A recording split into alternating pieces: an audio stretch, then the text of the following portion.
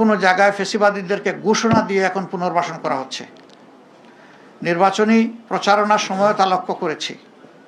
এটা মনে রাখবেন, কিছু মানুষ জীবন বাজি রেখে লড়াই করে জীবন দিয়ে এই ২৬ আমাদেরকে এনে দিয়েছে।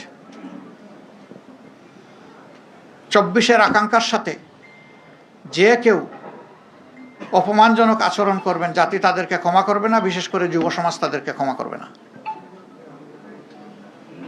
আমরা অনুরোধ করব ২৪-এর আকাঙ্ক্ষাকে যেন ধারণ করা হয়। আমাদের তরুণ সমাজ যারা বুকের রক্ত দিয়ে জীবন দিয়ে আমাদের উপরে এই আমানত রেখেছে, আমরা কথা দিচ্ছি, আমরা নির্বাচনের আগে যা বলেছি তা বাস্তবায়ন না হওয়া পর্যন্ত আমাদের লড়াই অব্যাহত থাকবে। আমাদের নারী সমাজের অধিকার এবং তাদের নিরাপত্তা নির্বাচনের আগে বিঘ্নিত হয়েছে। আমরা তাদের অধিকার নিরাপত্তার পক্ষে লড়ে যাব, আমরা ছাড় দেব না। আমরা বাংলাদেশের প্রত্যেকটি নাগরিকের পক্ষে আছি। আমরা কোনো দলের পক্ষে নয়, গোষ্ঠীর পক্ষে নয়। আমাদের অবস্থান আপামর জনগণের পক্ষে।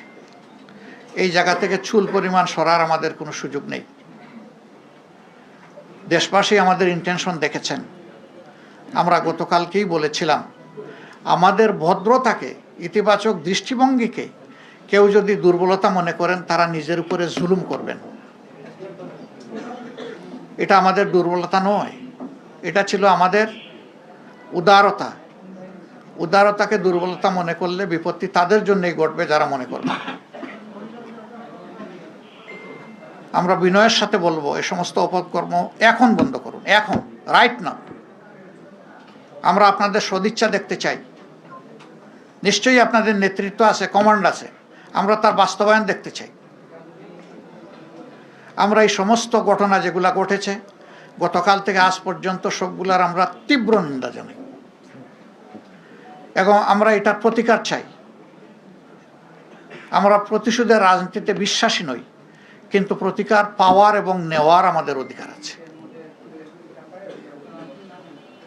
আমরা আশা করব জাতির সেন্টিমেন্টের প্রতি সম্মান রেখে নির্বাচনে অনিয়ম, দুর্নীতি, মাসুল পাওয়ার, কালো টাকা যাই হয়েছে এইটার প্রতিকার আমরা কিভাবে চাইব, নিয়মতান্ত্রিকভাবে আমাদেরকে চলতে দেন।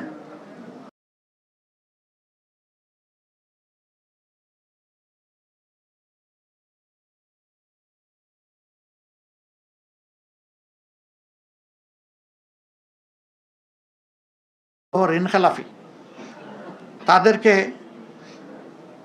ঋণের এই দায় থাকা সত্ত্বেও তাদেরকে নির্বাচনে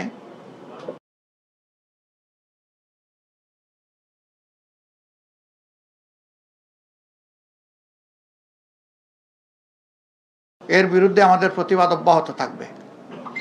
নির্বাচন কমিশনকে আমরা অনুরোধ জানাবো, আরপিও যেটা খাবার করে না, এরকম যারাই নির্বাচিত হয়েছেন তাদেরকে মেহরবানি করে তাদের ফলাফল স্থগিত রেখে এই ব্যাপারে আগে সুরাহা করুন, তারপরে আপনারা আগান। দ্রুত সুরাহা করলে দ্রুত গাইতে পারবেন, কোনো সমস্যা নাই, আমরা সহযোগিতা করব।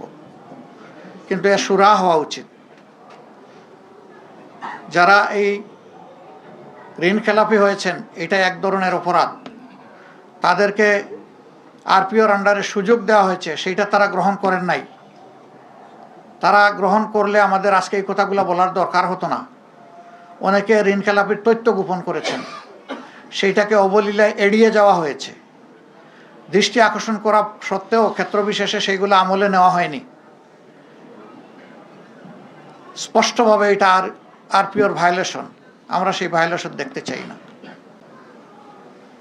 সাংবাদিকরা আমরা মনে করি সত্যের পক্ষে অবস্থান নেবেন, সংবাদ জগৎ ন্যায়ের পক্ষে নেবেন। আপনাদের অবস্থান হবে ফেসিবাদ বিরোধী, আপনাদের অবস্থান হবে জনগণের স্বার্থ এবং কল্যাণের পক্ষে। এটা এখন বলছি না। আমরা এটাও লক্ষ্য করছি, আমরা সুনির্দিষ্ট এখনই বলতে চাচ্ছি না, কোনো জায়গায় ফেসিবাদীদেরকে ঘোষণা দিয়ে এখন পুনর্বাসন করা হচ্ছে। নির্বাচনী প্রচারণার সময় তা লক্ষ্য করেছি। এটা মনে রাখবেন, কিছু মানুষ জীবন বাজি রেখে লড়াই করে জীবন দিয়ে এই ২৬ আমাদেরকে এনে দিয়েছে। ২৪-এর আকাঙ্ক্ষার সাথে যে কেউ অপমানজনক আচরণ করবেন, জাতি তাদেরকে ক্ষমা করবে না, বিশেষ করে যুব সমাজ তাদেরকে ক্ষমা করবে না। আমরা অনুরোধ করব ২৪-এর আকাঙ্ক্ষাকে যেন ধারণ করা হয়।